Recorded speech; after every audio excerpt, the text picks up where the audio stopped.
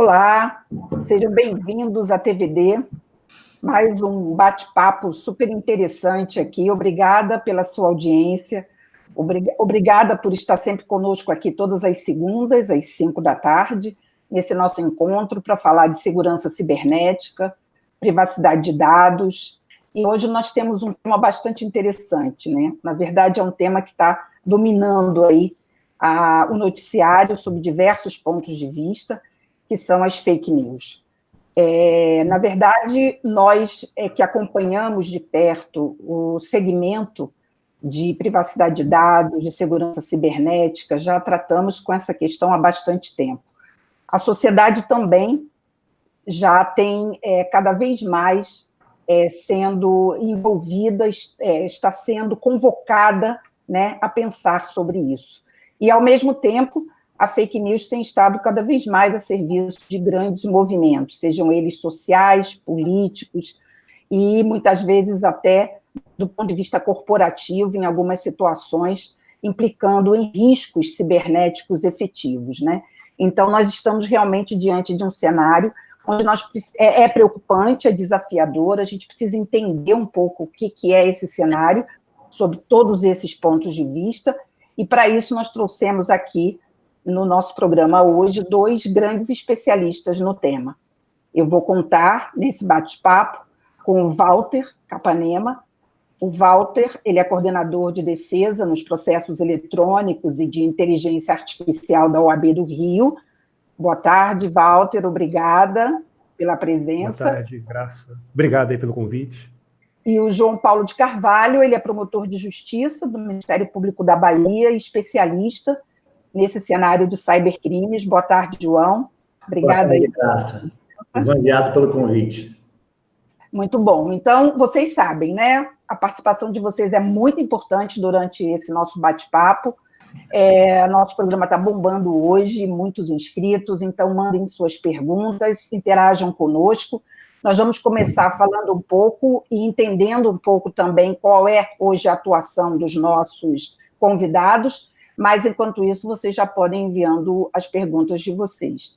Eu gostaria de começar com o Walter, e, Walter, eu queria que você falasse um pouquinho, né, só para introduzir aí para o pessoal o seu trabalho hoje à frente dessa área de defesa de processos eletrônicos e inteligência artificial na OAB do Rio. Graça, boa tarde a todos, é um grande prazer participar aqui desse evento. Eu sou coordenador de prerrogativas de processo eletrônico dos advogados, né, da OAB do Rio, ou seja, nós procuramos defender os advogados nas questões que dizem respeito à sua atuação no processo eletrônico, né? E como a gente sabe muito bem, a tecnologia dá uns probleminhas de vez em quando, e eu procuro, junto com minha equipe, auxiliar os colegas nesse trabalho. Além de tudo, eu sou advogado militante, e tem uma empresa de ensino, a Smart 3. Tá ótimo. João Paulo, gostaria também que já apresentei você, né, já falei sobre a sua atuação, mas nada melhor do que você, só para falar um pouquinho mais aí do seu trabalho. Certo, Graça. Boa tarde. Bem, eu sou promotor de justiça, titular da 7ª Promotoria de Justiça da comarca de Porto Seguro. E também atuo como coordenador do Núcleo de Combate aos Crimes Cibernéticos do Ministério Público do Estado da Bahia. E a função do núcleo, ela é uma função eminentemente de auxílio ao promotor natural na investigação dos delitos cibernéticos, que nós podemos verificar, inclusive, um incremento muito grande nos índices de prática dos crimes cibernéticos, desses delitos praticados pelo computador ou com o computador, principalmente, notadamente, diante desse cenário pandêmico que nós vivenciamos atualmente. Perfeito, está ótimo. Bem, como eu prometi para vocês, né, dois grandes especialistas, vamos aproveitar ao máximo a experiência deles para poder a gente entender, avançar um pouco mais nessa discussão sobre fake news. Bem, tanto o Walter quanto o João, eu queria comentar um pouquinho, né? Nesse momento, nós estamos vivendo realmente um cenário onde a questão das fake news vem ganhando cada dia maior relevância, como eu falei na abertura, né? Hoje, principalmente no cenário político, né? Inclusive está sendo alvo aí, hoje a gente sabe que existe um inquérito instaurado pelo STF, né, que é o inquérito das fake news. Mas eu gostaria de começar essa nossa conversa com um aspecto que eu acho muito importante, que antecede até qualquer questão do ponto de vista político, que é a importância de todos entenderem o efeito da fake news dentro do contexto de privacidade e segurança cibernética. Então, eu queria começar com o Walter, e eu queria que você falasse um pouquinho, Walter, justamente o quanto você acha que hoje, né, esse cenário das fake news, que não é novo, ele se agravou, olhando questões de privacidade e questões de segurança cibernética. Olha, Graça, é uma pergunta difícil, Graça, mas é uma pergunta muito boa pelo seguinte aspecto. O primeiro grande desafio no combate às fake news, a primeira coisa, é definir o que é uma fake news. Todo mundo tem mais ou menos uma ideia, mas é preciso que para nós possamos combater, enfrentar, reprimir, tenhamos aí uma definição bem explícita, bem completa, que nós não temos, né? Eu, na CPMI dos fake news que eu colaborei, eu procurei trazer a ideia de que as fake news são todas aquelas desinformações que procuram beneficiar ou atrapalhar ou prejudicar uma pessoa, uma empresa, ou por aí vai. Mas o que eu acho interessante comentar, no contexto que você falou da fake news na relação à privacidade, eu vejo que tem tudo a ver. Fake news, ela é um abuso da liberdade de expressão. E nós temos aqui uma situação de violação da segurança da informação. Pode não parecer que tem a ver, mas tem muito a ver. Veja, a fake news, ela pode ser um instrumento, um meio para a prática de crimes cibernéticos. Né? A pessoa recebe pelo WhatsApp aquele link dizendo, olha, clique aqui para descobrir onde tem remédios contra o coronavírus com descontos, ou gratuitos. A pessoa clica e sofre aí um ataque cibernético que o meu amigo João, melhor do que eu, vai poder explicar o que é. Eu gostaria, até aproveitando a colocação do Walter, né, que eu, na verdade, retrocedi, ele retrocedeu mais ainda. Desculpa. Você acredita, João, eu acho importante, né, a colocação dele, você acredita que realmente esse conceito do que é fake news ainda é algo que precise ser mais bem trabalhado, principalmente para a sociedade? Sim, precisa ser lapidado, porque muitas pessoas acreditam que o simples fato de alguém mentir na rede já estaríamos diante de uma fake news, o que não é verdade. A fake news, ela é uma forma de desinformação, ou seja, ela é uma espécie do gênero desinformação, ela está inserida dentro desse contexto desinformativo. E elas seriam as informações falsas, aquelas notícias falsas que são divulgadas intencional ou deliberadamente por alguém na internet com finalidades diversas. Na realidade, Graça, nós verificamos hoje que a maioria das fake news, elas têm aquela intenção de prática de delitos contra a honra. Então, há uma enxurrada daqueles delitos lá do artigo 138, 139, 140, o 140, parágrafo 3º, de delitos contra a honra praticados por meio de fake news, com o objetivo de desinformar e, sobretudo, ofender a honra, né, de terceiro, da vítima. Então, além dos crimes contra a honra, nós também temos estelionatos, furtos mediante fraude, seja através de técnicas que demandam até um ardil, uma malícia por parte do criminoso, um convencimento por parte da vítima, a inoculação de um malware, a instalação de um programa espião no celular da vítima. Cada dia que passa, nós aqui do Núcleo de Combate aos Crimes Cibernéticos do Ministério Público do Estado da Bahia estamos recebendo mais e mais informações com golpes praticados pela internet, sobretudo, Graça, nessa época da pandemia, porque as pessoas estão mais vulneráveis, os criminosos, sabendo disso, acabam se aproveitando mais e mais das vítimas, das pessoas que se encontram no estado de vulnerabilidade tamanha, como o próprio Walter bem colocou aí, pessoas que precisam de cesta básica, de acesso a medicamento, e os criminosos vão justamente nessa questão, nessa fragilidade das pessoas, exploram isso e acabam conseguindo dados, não só praticar golpes, visando um aspecto econômico imediato, mas sim de forma imediata, porque os seus dados valem dinheiro também, isso é muito importante deixar claro. E quando ele consegue capturar os seus dados, ele consegue transformar isso em dinheiro em 2 ou 3 passos adiante. Voltando, então, para essa análise, né, quer dizer, o conceito realmente ainda é algo, né, na opinião de vocês, que precisa ser um pouco mais compreendido, mas pelo que vocês já colocaram, ele hoje é extremamente amplo, né? Vamos tentar entender, então, um pouquinho cada aspecto. Vamos para o nosso mundo de cyber. Quando a gente começou todo esse fenômeno da Covid, todas as empresas, né, tiveram que muito rapidamente reestruturar o seu modelo de negócios, foram para, né, modelos remotos, né, de trabalho, e com uma série de preocupações em relação à questão de segurança, obviamente, né, porque você passou a ter um outro cenário. E, ao mesmo tempo, a gente viu que isso também acabou sendo aí utilizado, né, para aumentar um pouco o volume de ataques, que sempre o pessoal diz, ataque existe o tempo todo, né? A cibersegurança hoje é um problema muito crítico, mas durante a Covid, João, isso acelerou muito, usando, inclusive, além de fake news, as expressões, enfim, todo o contexto. O que você observou aí que se acelerou nesse processo na área de cyber aí com a Covid? Sim, justamente por conta dessa diminuição do fluxo de pessoas até mesmo nas ruas. Alguns criminosos migraram nessa época de Covid, né, para esse contexto virtual, para a virtualidade, ou até mesmo começaram a iniciar, porque nós temos aquela definição técnica, né, que nem vou mencionar aqui, mas crimes cibernéticos próprios e impróprios, né, quando o computador é o próprio objeto material, ou quando o computador é um meio para a prática de um delito. Nós percebemos que muitos criminosos que antes não utilizavam o computador passaram a utilizar o computador de alguma forma. Nós tivemos aqui recentemente em Porto Seguro pessoas que começavam a procurar por bate-papo e chats na internet de compra e venda, aplicativos de compra e venda para iniciar uma tratativa com a vítima de compra e venda, por exemplo, de aparelhos celulares, para marcar, agendar fora de uma loja, por conta do fechamento do comércio local, marcavam locais ermos e, chegando lá, a pessoa era rendida, assaltada,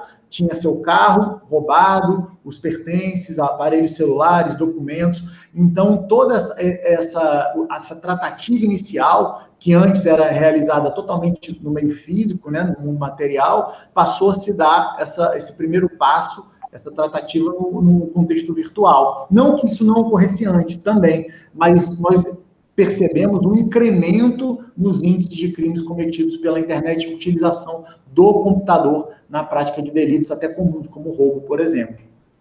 Perfeito. Walter, eu queria avaliar um pouquinho com você, né? A gente estava falando sobre o conceito, né, e o entendimento.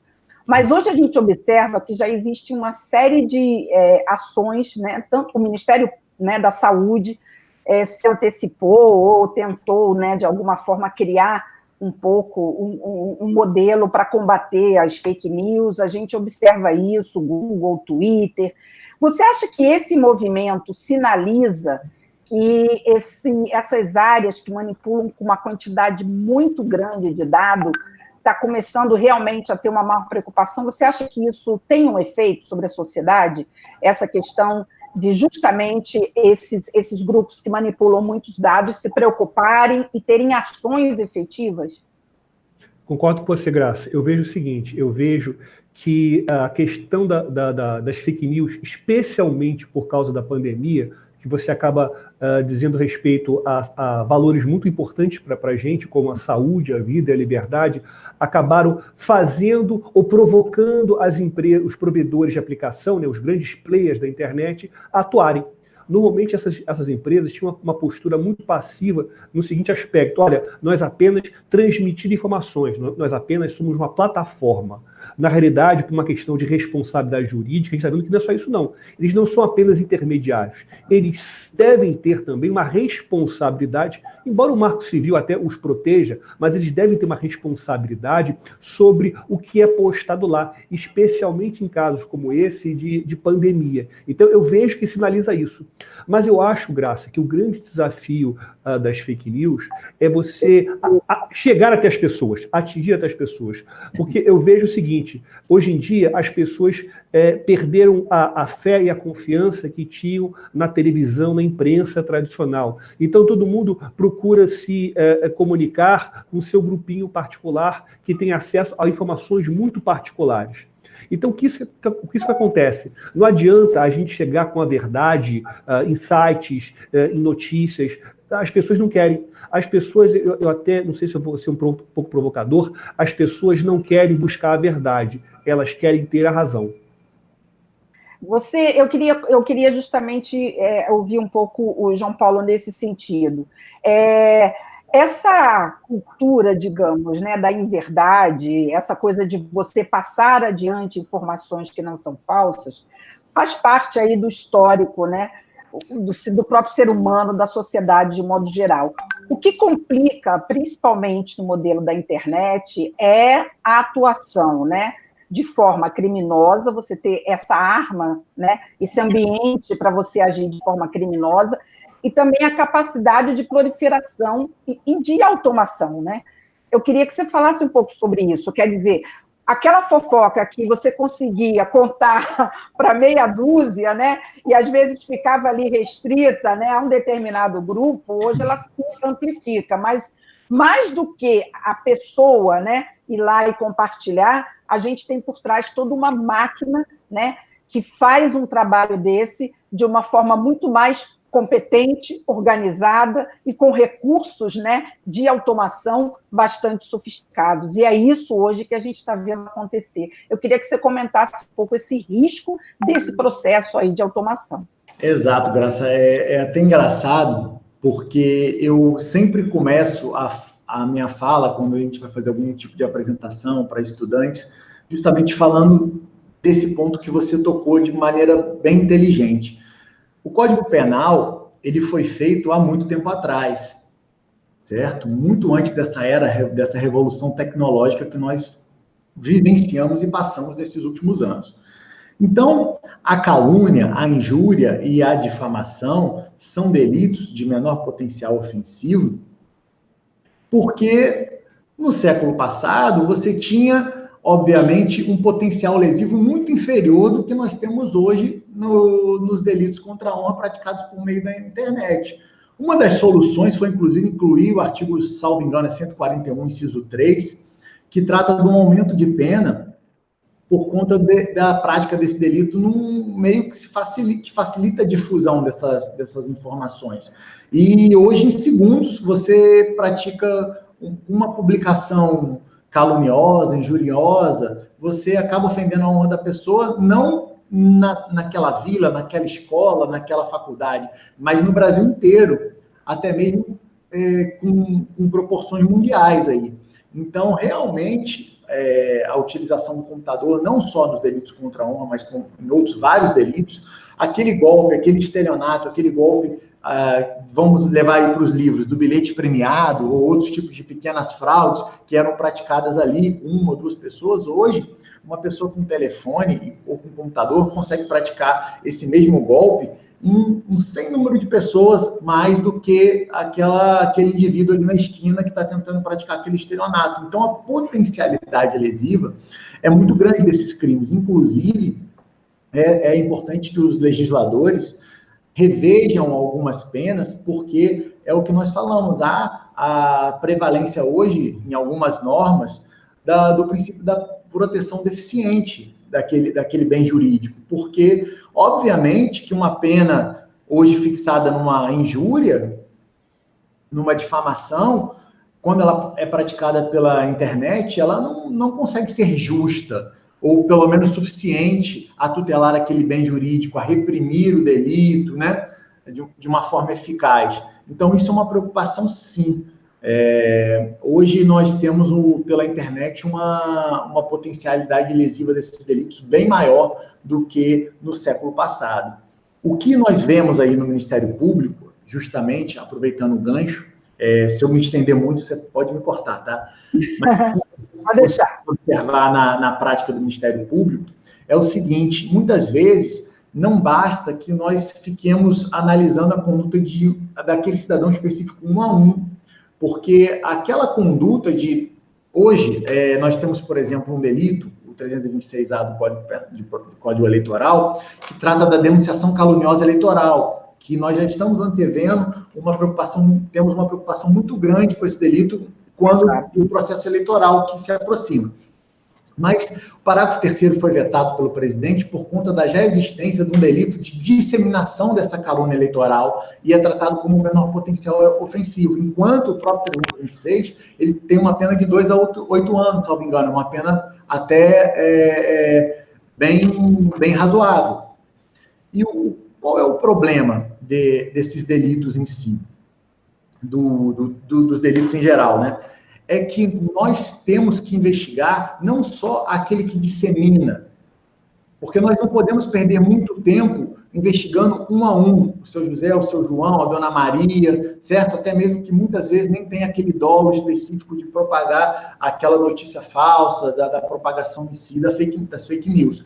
Mas nós temos que identificar alguns indivíduos que são os influencers, ou influenciadores, porque esses sim têm a capacidade de mudar opiniões políticas, cenários políticos, trazer pânico à população, causar um alarme, entendeu? E esses sim têm essa capacidade lesiva. Então, muitas vezes, ao invés de você investigar aquele indivíduo, existem técnicas de investigação e ferramentas disponíveis para que nós possamos identificar aqueles que são realmente influencers, sejam eles pessoas que acabam espalhando as fake news por seus contatos, né, no dia a dia, ou até mesmo no cenário de erro, robôs, né, que têm feito esse trabalho de uma forma bem eficaz.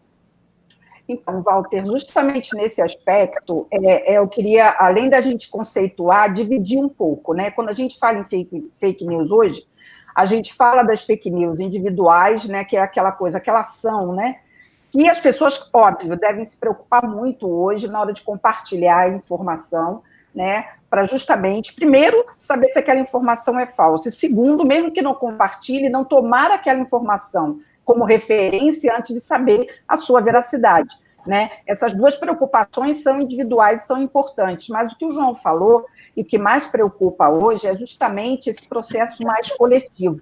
Sob o ponto de vista da legislação, até que ponto, né, o fato da gente ainda ter uma concha de retalhos legislativa nesse aspecto, como muitos juristas falam, né?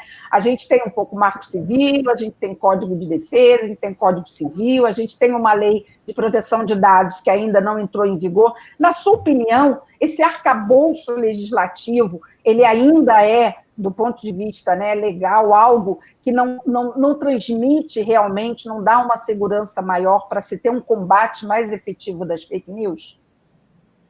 Graça, eu vejo o seguinte, eu vejo que o legislador ele tem uma tarefa muito angustiante porque ele está sempre atrasado. Ou seja, você tem um problema, esse problema alguém percebe que tem uma relevância, alguém faz o projeto de lei, esse projeto de lei é votado e vira lei. Nesse etapa todo, de repente, já surgiu um outro problema. Então, a lei está sempre atrasada. E uma lei, quando você tem uma lei penal, não adianta você criar a lei ao calor de um debate ou com paixão. Uma lei penal ela tem que ser muito bem pensada, ela tem que ser muito bem calculada, discutida com a sociedade, porque ela vai trazer repercussão na vida das pessoas de uma forma direta. Alguém pode perder a liberdade por causa dessa lei penal. E eu vejo, concordo com o que o João falou, que a gente precisa rever as leis penais, especialmente nos delitos de opinião. Não que a gente vá criminalizar opinião, a gente vai criminalizar com mais firmeza aqueles delitos de opinião que usam a internet. Porque, veja bem, por que a fake news? Por que tem tanta fake news na internet? Porque a fake news talvez seja, junto com os crimes contra a honra na internet, os crimes mais praticados na internet. Porque são crimes que não precisam de muito conhecimento técnico para você fazer. Então, basta alguém colocar, e eu não estou aqui incentivando, mas basta alguém colocar uma mensagem falsa, ofensiva no WhatsApp e colocar aquele rodapé. Isso a imprensa não mostra, que você já está instigando as pessoas a transmitirem aquela mensagem ofensiva. Então, eu vejo o seguinte, que é preciso, sim, nós termos uma legislação penal para um novo tempo. Um novo tempo que, muitas vezes, não vai ter como você recuperar totalmente a honra de alguém que foi ofendido na internet. Porque quando você coloca um post na internet, na rede social, no aplicativo de mensagens, perde-se o controle. E até mesmo perde-se o controle para o judiciário poder reprimir esse tipo de discurso.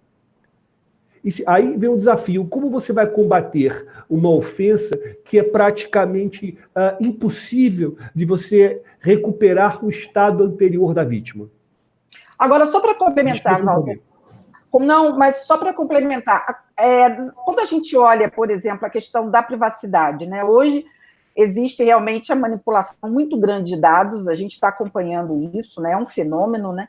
E na verdade, quando você dissemina uma informação que você se apoderou de um dado pessoal, você usa aquele dado pessoal dentro de um contexto que, às vezes, não é o contexto que agrade aquela pessoa, ou ela nem permitiu, a questão aí não é nem se agrada ou não, mas não permitiu, e isso acaba se disseminando. Então, você acha que a Lei Geral de Proteção de Dados ela pode contribuir? É óbvio que ela não é uma lei que está relacionada a fake news, mas ela pode contribuir um pouco para uma maior conscientização do uso das informações, se elas não são suas, se elas pertencem a outras pessoas, se você vai compartilhar informações que podem realmente significar uma invasão de privacidade, de uma informação que não é sua. Quer dizer, o quanto você acha que a LGPD pode ou tem relação com esse cenário? Para mim? Isso, para o Walter e depois... Olha, Graça, eu acho essa pergunta muito boa e muito interessante, porque as pessoas podem perguntar o que a LGPD tem a ver com fake news, né? São duas coisas totalmente diferentes. E eu vejo, a resposta para mim é muito simples. Basta a gente chamar à memória aquele famoso caso do Cambridge Analytica, tão recente, né, envolvendo o Facebook e uma empresa ligada ao Steve Bannon. O interessante é você perceber o seguinte: como é que era o modus operandi do aplicativo? Você baixava um aplicativo do Facebook, que eu acho um aplicativo de teste de personalidade, você fazia o teste de personalidade, te dava o resultado, você ficava feliz. Só que o aplicativo teve acesso aos seus dados do Facebook e os dados de todos os seus amigos. Com base nesses dados, o que ele fazia? Ele montava um perfil.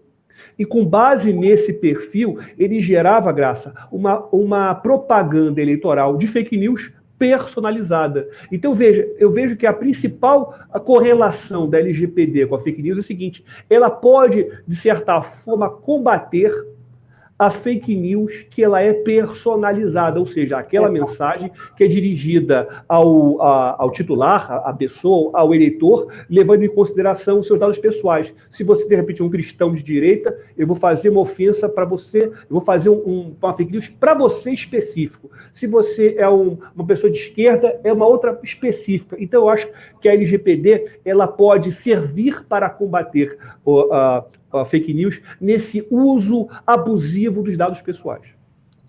João, queria sua opinião também sobre esse cenário. A gente está dividindo um pouco aqui, né? O cenário, o panorama das fake news, né? A ação individual e a ação coletiva ou até robotizada. E aí a questão que eu coloquei foi justamente o arcabouço jurídico, legal, que está por trás e que pode sustentar ou coibir esse tipo de coisa. Eu queria a sua opinião também sobre isso e como é que você acha que tendem a evoluir essas duas ações aí, individuais e coletivas.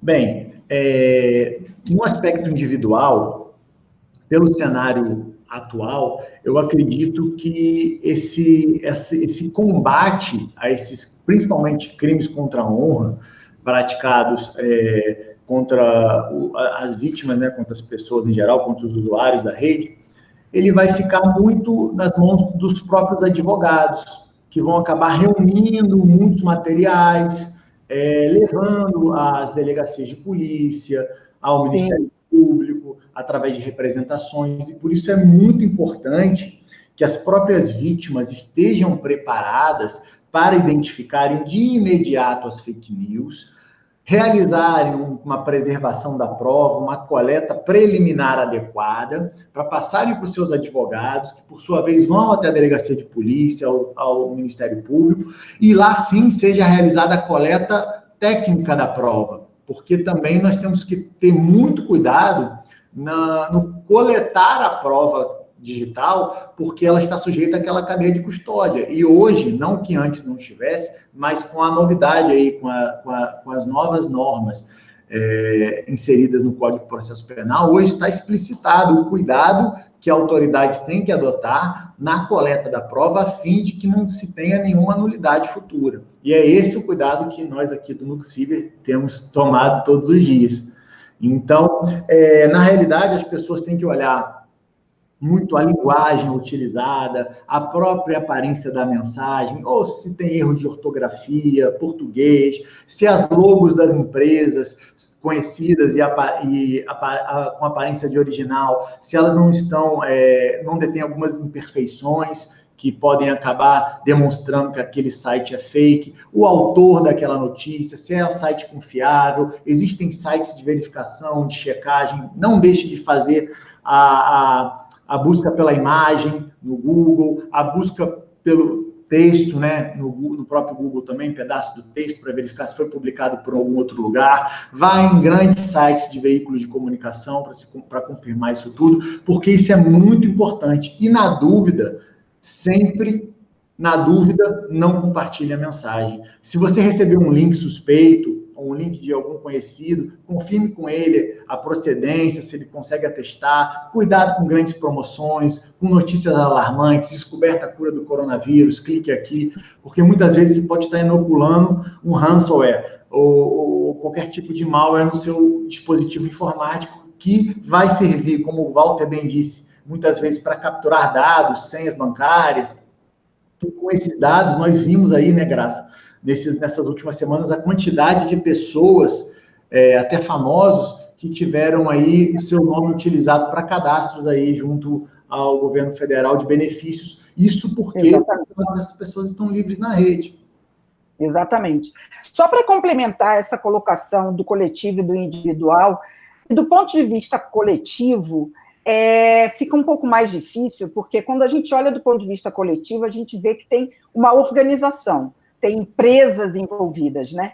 Então, se torna bem mais complexo o processo de atuação. Agora, nós estamos acompanhando um inquérito. Por quê? Porque estamos vendo aí um questionamento em relação à manipulação das fake news do ponto de vista político. Já tivemos casos eleitorais. E podemos ter aí também no mundo corporativo, né, alguns movimentos também coletivos que possam comprometer até empresas, né, além de nações, além de processos eleitorais. Do ponto de vista coletivo, é mais complicado esse combate, não é, João? Como é que você vê isso? Com certeza. Em relação a essa coletividade, ele é um pouco mais complicado, mas ele dispersa menos. O grande problema é que as fake news elas são facilmente produzidas. Então, a fake news de manhã, você combate, você adota medidas como, por exemplo, a preservação e a retirada do conteúdo danoso, porque é muito importante você preservar aquele conteúdo para fins de coleta de prova, mas você também, quando ele é danoso, você solicitar a extração do cálculo hash que nós falamos, etc., e a retirada daquele conteúdo. Só que você retira de manhã, à tarde você já tem uma outra notícia replicada ou com outro conteúdo, até mais danoso do que aquele primeiro.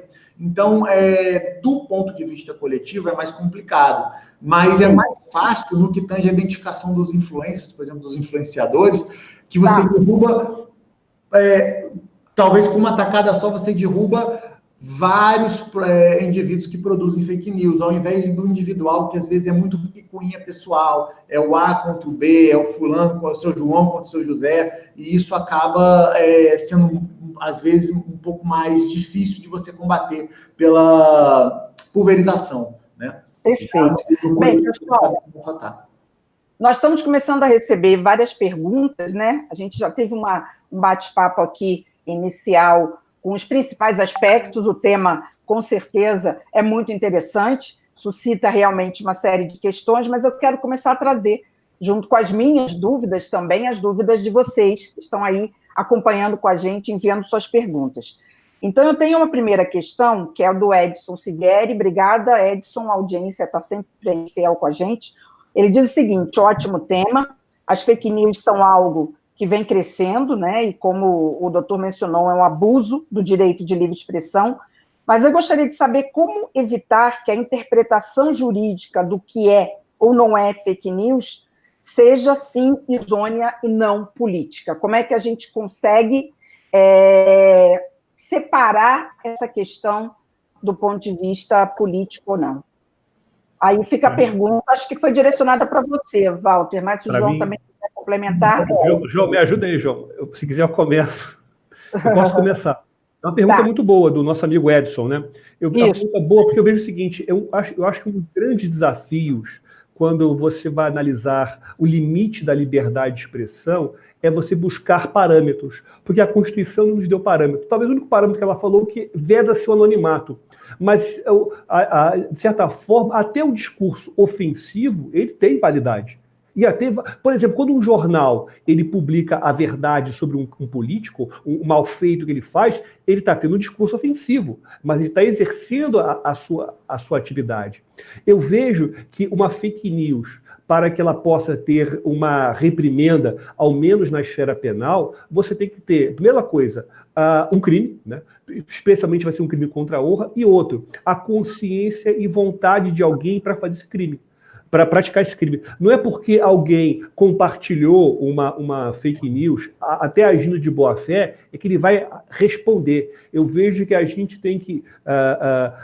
nós precisamos nos socorrer das regras do direito penal lá antigo. O direito penal, a questão de cybercrime, de fake news, até ele pode estar um pouco desatualizado, mas as regras principais de aplicação da lei penal tem validade jurídica, sim. Perfeito. João, você quer complementar essa questão? Complementando, é exatamente o que a gente já tinha até comentado anteriormente. É a intenção do agente, é o dolo.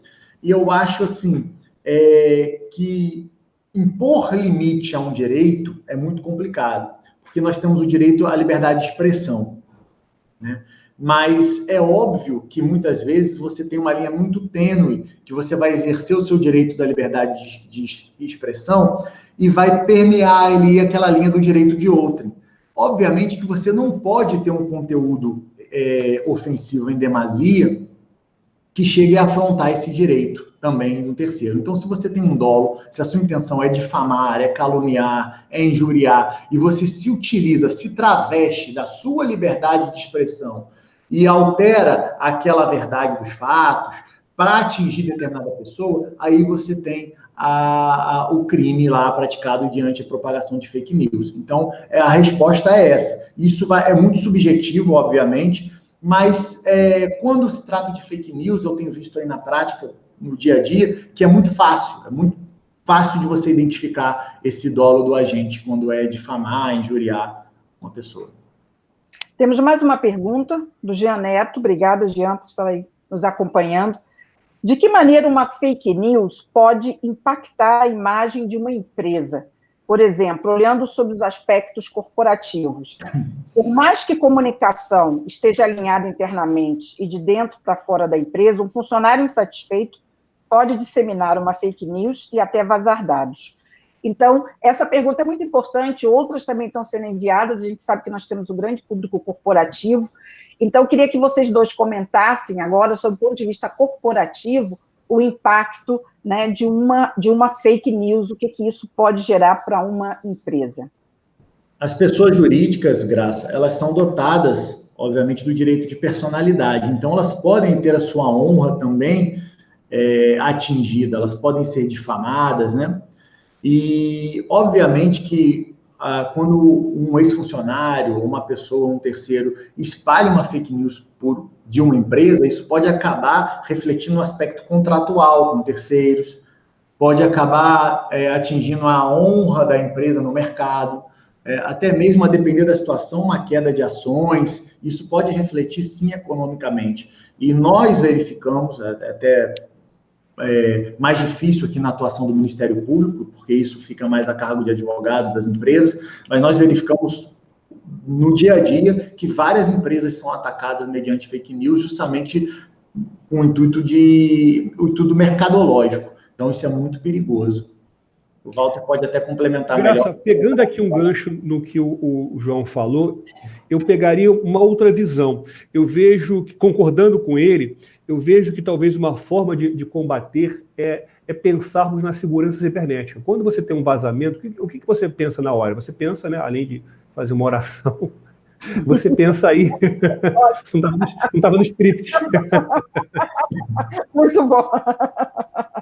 Ali nessa oração, né, nessa hora, não tem ateu, nessa hora alguém vai fazer uma oração, depois você vai buscar ter um procedimento de resposta de incidente. Eu vejo, Graça, que você deve utilizar para danos à imagem e reputação, como o João falou muito bem, a mesma situação. Houve um dano à reputação, o que fazer. Então você, de repente, vai ter uma equipe para responder, a equipe de marketing vai auxiliar, a equipe de relações públicas, vamos criar uma resposta, vamos botar um vídeo no YouTube, vamos trazer um documento com a nossa versão dos fatos, para justamente combater, porque a melhor forma de você combater, às vezes, uma fake news, não é nem mesmo você judicializar a questão. Às vezes você consegue resolver atuando, né, de forma bem eficiente nos canais para, digamos assim, fazer cessar ou diminuir a incidência desse discurso ofensivo.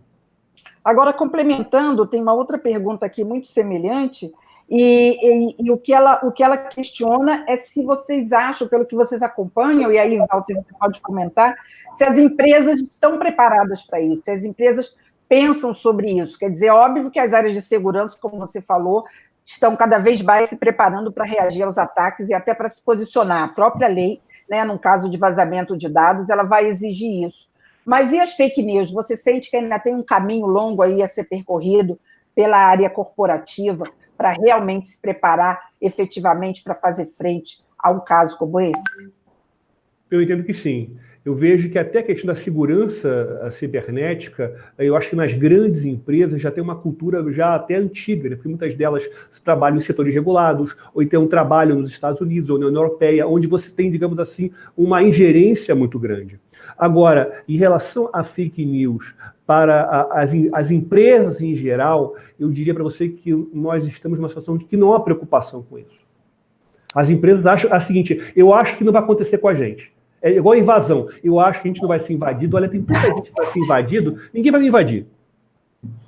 Agora, João, mudando para uma outra questão também, eu estou procurando acumular aqui algumas perguntas que, na verdade, tratam mais ou menos do mesmo tema, para a gente ganhar um tempo aqui. A gente comentou sobre a relação, né, fake news, ataques cibernéticos, falamos sobre esse cenário, né, da Covid, que realmente foi muito utilizado para isso, mas, na verdade, você acredita que hoje grande parte dos ataques de phishing, eles trabalham efetivamente com esse processo, com essa disseminação de fake news? Você acha que hoje se transformou na maior ou uma das maiores ferramentas para se disseminar phishing?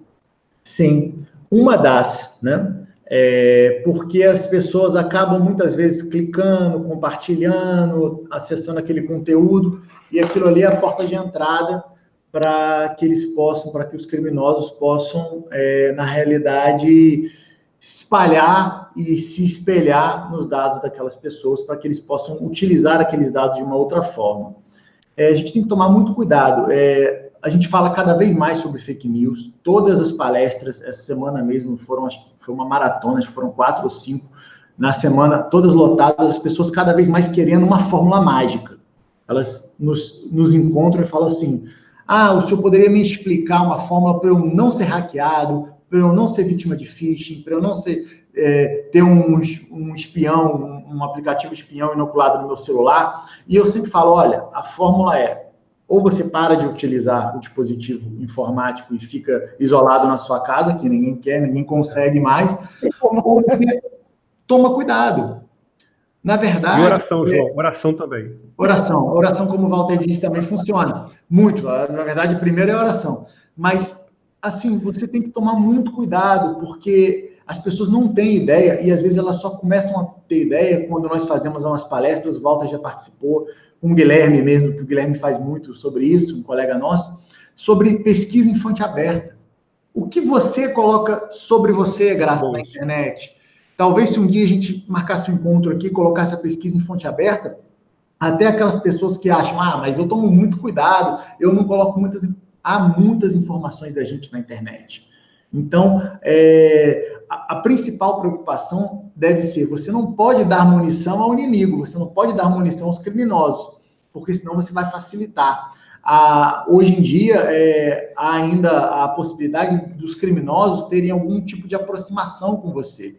E eles estão aplicando golpes de engenharia social, já com alguns dados que eles colocam, seja um ex-funcionário, uma pessoa que trabalhou na sua casa, um amigo que rompeu com você. Então, você tem que tomar muito cuidado com os dados que você coloca na internet e com aqueles dados que você passa às pessoas através de contratos e etc. A Lei Geral de Proteção de Dados vai facilitar muito, porque hoje você não troca uma roupa, você não vai na farmácia sem dar o seu CPF, por exemplo. E isso é muito complicado.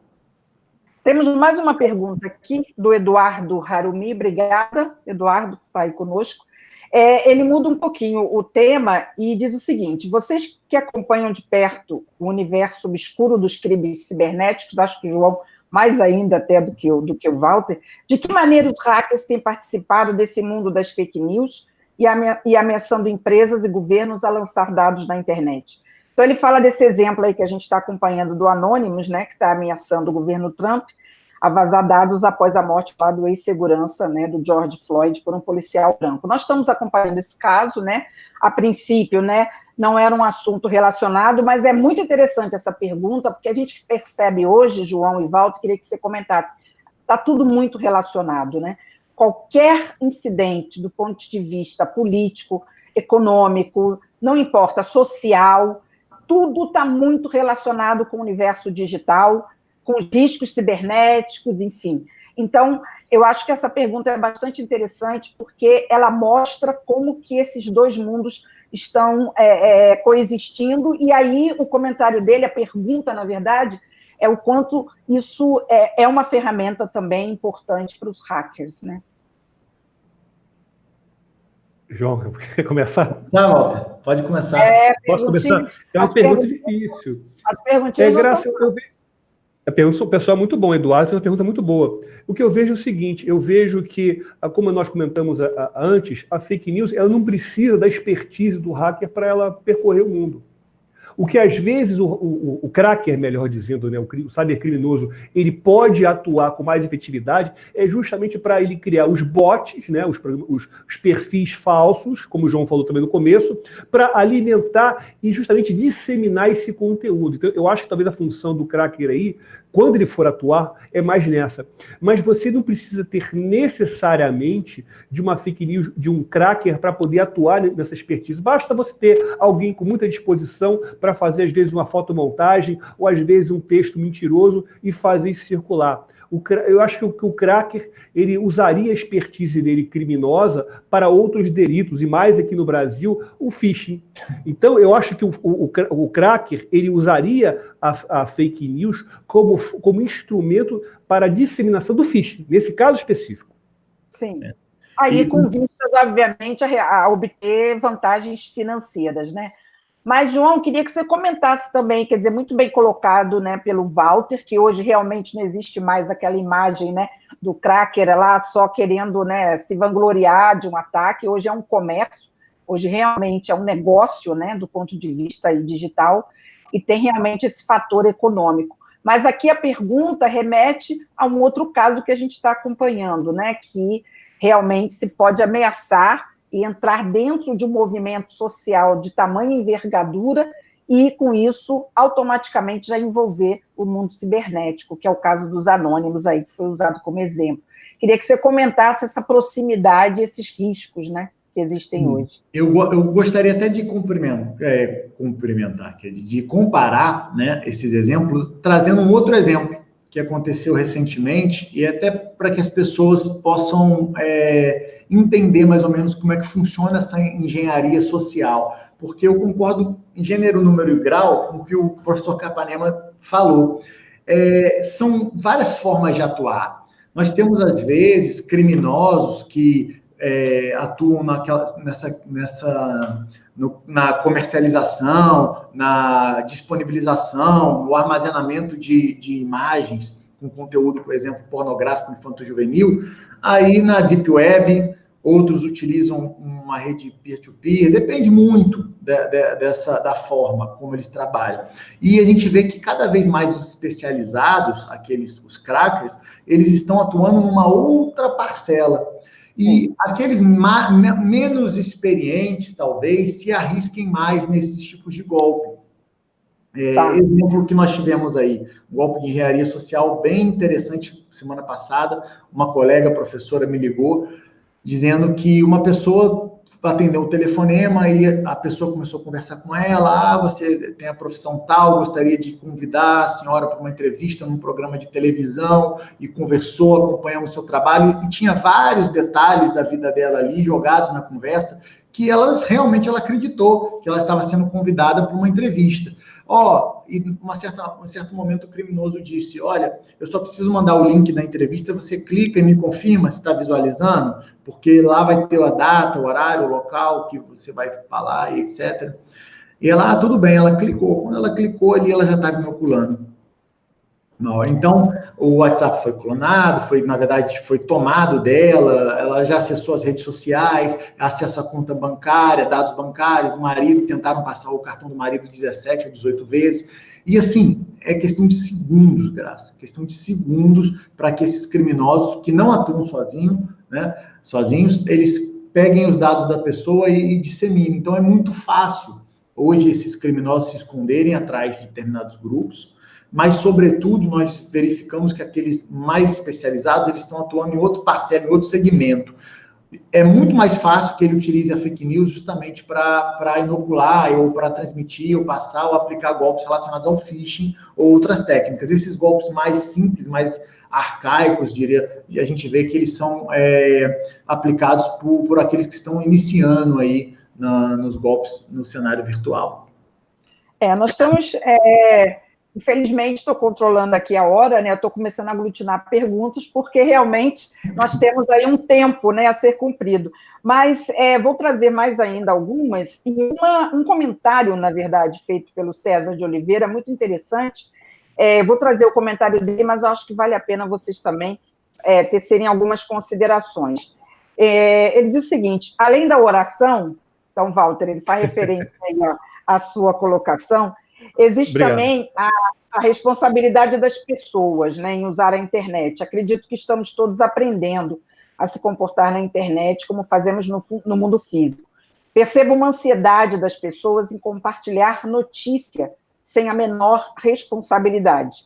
Então, eu vejo que o problema também é cultural. A lei tem que fazer a parte dela, que é aplicar o direito da melhor forma.